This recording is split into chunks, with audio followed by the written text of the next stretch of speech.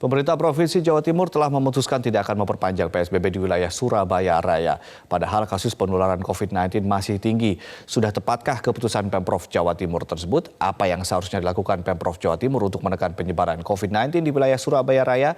Saya akan membahasnya bersama pakar kesehatan masyarakat Laura Navika Yamani langsung melalui sambungan Skype. Selamat pagi, Dr. Laura. Ya, selamat pagi Mas Adi. Ya, Dok, di tengah masih tingginya kasus COVID-19 di Surabaya Raya, masih di atas 1, sementara di Gresik dan juga di Sidoarjo juga di atas 1. Sudah tepatkah keputusan Pemprov Jawa Timur tersebut? Ya, jadi kalau dikatakan tepat, saya rasa memang keputusan ini itu lebih berlandaskan pada non-epidemiologis base gitu ya. Karena kalau berlandaskan epidemiologi base itu kan penyebaran kasus masih meningkat di wilayah Surabaya, kemudian Gresik, Sidoarjo, seperti itu. Jadi mungkin pemerintah kota dan pemerintah provinsi itu lebih melihat sektor dari non epidemiologis gitu kan, seperti faktor ekonomi.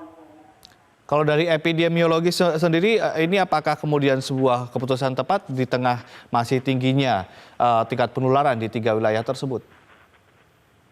Ya, jadi kalau menurut rekomendasi WHO gitu kan, ada beberapa indikator yang harus dipenuhi oleh suatu negara atau daerah yang akan menghadapi kehidupan new normal, kan seperti itu. Jadi indikator yang pertama adalah segi epidemiologis gitu ya.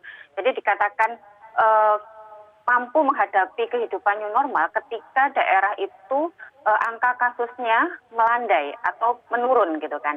Dan menurunnya ini harus konsisten seperti itu. Tapi pada kenyataannya di Surabaya, kemudian di Sidoarjo, di Gresik, itu kan masih meningkat terus gitu kan kasus COVID-19. Baik, Dok, lalu apa yang harusnya dilakukan oleh Pemprov Jawa Timur untuk menekan penyebaran COVID-19 di wilayah Surabaya Raya? Karena kita tahu bahwa ada pertimbangan lain, pertimbangan ekonomi yang juga krusial, yang juga penting begitu. Tapi dengan new normal ini apa yang harusnya dilakukan? Selain protokol kesehatan tentunya. Iya, jadi rekomendasi WHO itu kan ada 3 ya Mas ya. Tadi salah satu yang sudah saya sebutkan adalah tentang segi epidemiologis gitu kan. Kemudian kemungkinan keputusan yang diambil oleh Pemkot Surabaya khususnya itu mungkin tidak berlandaskan pada epidemiologis evidence gitu kan. Karena memang kasusnya meningkat. Kemudian ada 2 indikator lain.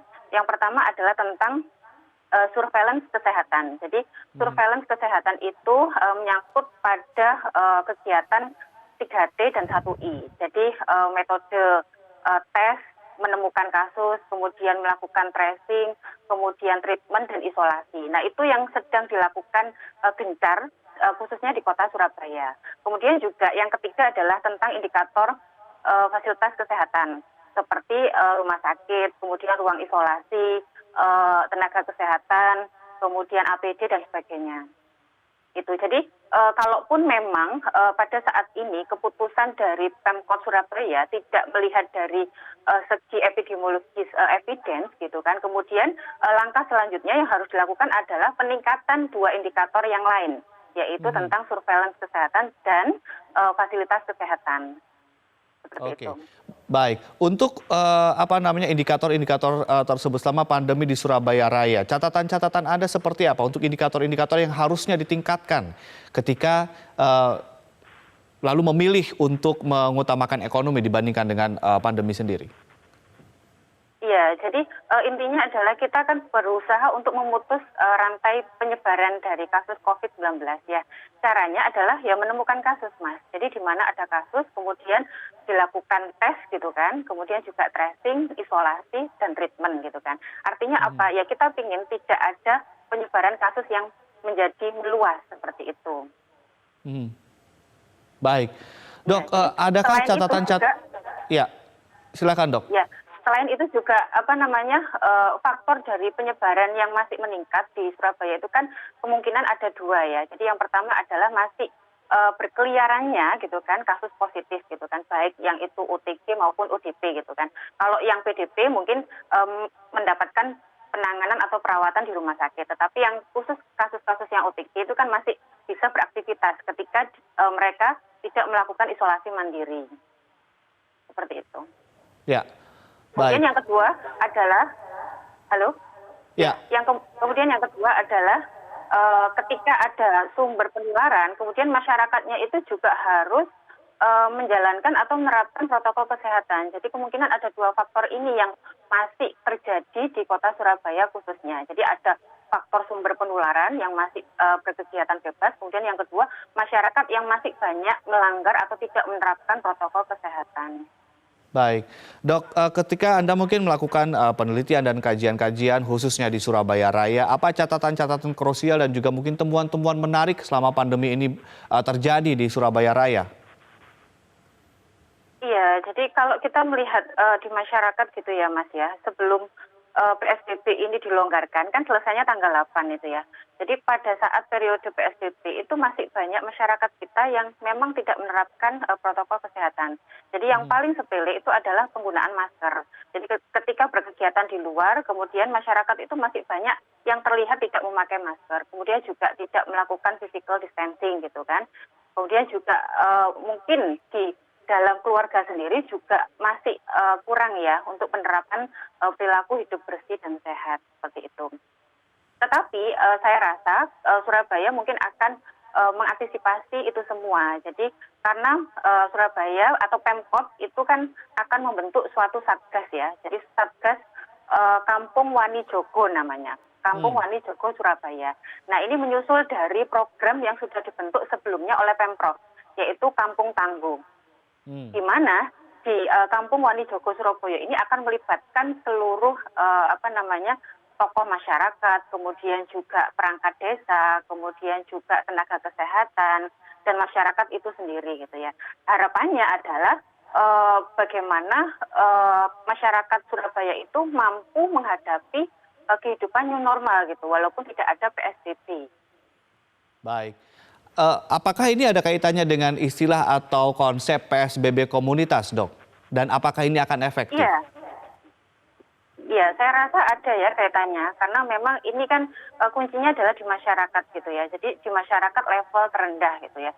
Harapannya dengan dibentuknya Satgas Kampung Wani Jogo Surabaya itu maka level masyarakat terendah itu juga mempunyai peran aktif gitu untuk melawan COVID-19 yang ada di Surabaya. Hmm. Ini levelnya kampung, kelurahan, atau RW atau RT? Menurut Anda efektif yang mana yang akan lebih efektif, Dok? Iya, saya kira dari level kecamatan ke bawah ya Mas ya. Jadi Hmm. kecamatan ke bawah. Nah dari Satgas ini kan akan dibentuk 4 ya. Jadi mungkin level RW gitu ya yang bisa diambil adalah ada 4 pembentukan Satgas. Yang pertama adalah Kampung Wani Jogo, Kampung Wani Sehat gitu ya.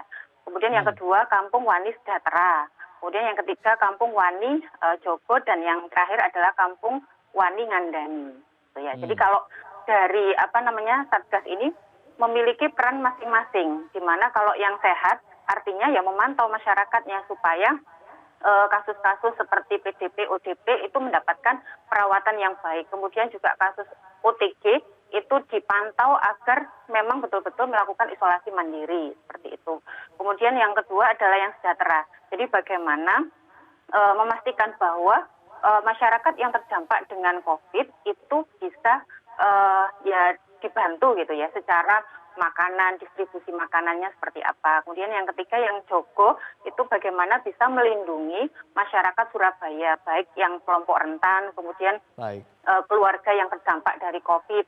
Dan yang terakhir adalah ngandani. Ngandani itu bahasa Indonesianya adalah memberitahu. Jadi bagaimana masyarakat itu bisa paham dengan adanya ya bisa jadi dari tokoh masyarakat, relawan, Hmm. Hmm. kemudian dibantu oleh perguruan tinggi untuk mensosialisasikan atau mengedukasi bahwa apa sih kepentingan dari penerapan protokol kesehatan sehingga ketika masyarakat paham itu bisa menjalankan secara sukarela seperti itu, Mas. Baik.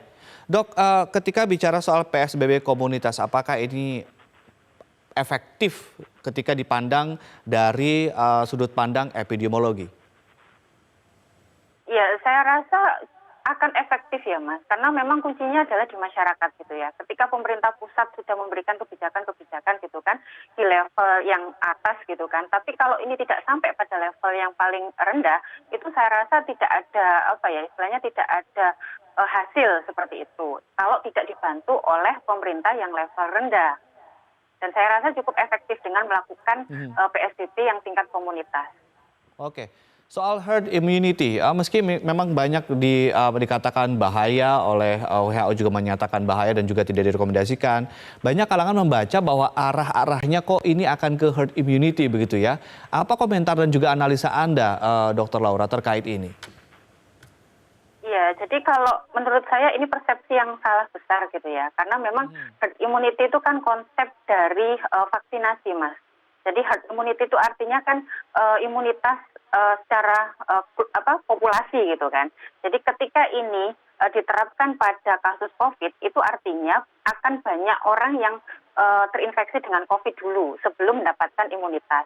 Nah, ketika banyak orang yang terinfeksi dengan COVID, maka akan terjadi banyak korban ketika fasilitas kesehatan tidak mampu untuk menangani kasus-kasus positif tersebut, kan gitu. Jadi menurut saya ini konsep yang salah besar.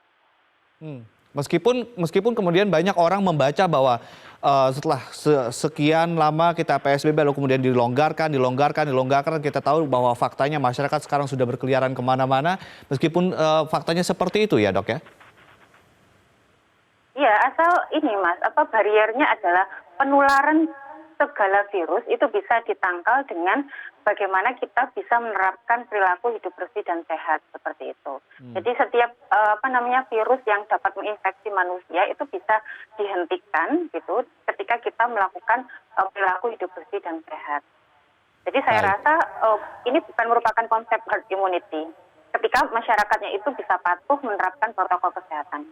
Baik, dok, terakhir ini kan kita belum tahu vaksin untuk COVID-19 ini kapan akan ditemukan. Lalu kemudian tadi dikatakan PSBB komunitas adalah konsep PSBB yang lebih efektif dibandingkan dengan konsep-konsep sebelumnya. Kira-kira PSBB komunitas ini harusnya akan bertahan sampai berapa lama dan sampai kapan, dok?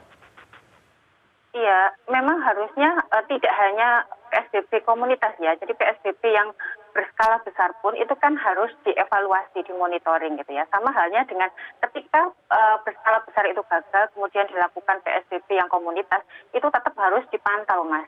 Jadi apakah efektif atau tidak, itu bisa dilihat ketika perjalanan dari PSBB ini sudah diterapkan seperti itu. Jadi tetap harus kita kawal hasil dari PSBB komunitas tersebut. Oke, soal prediksi dok, Gresik, kemudian juga Sidoarjo dan Surabaya kira-kira akan masih ada terjadi peningkatan tidak dalam waktu, katakanlah dalam kurun waktu 2 minggu ke depan?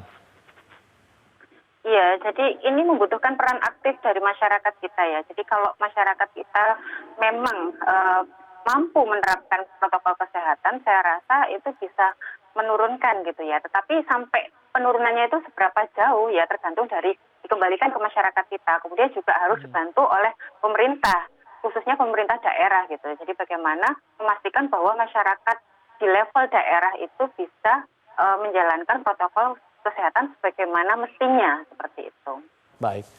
Baik, terima kasih Dr. Laura Nafika Yamani telah bergabung bersama kami langsung dari Surabaya di Metro Pagi Prime Time.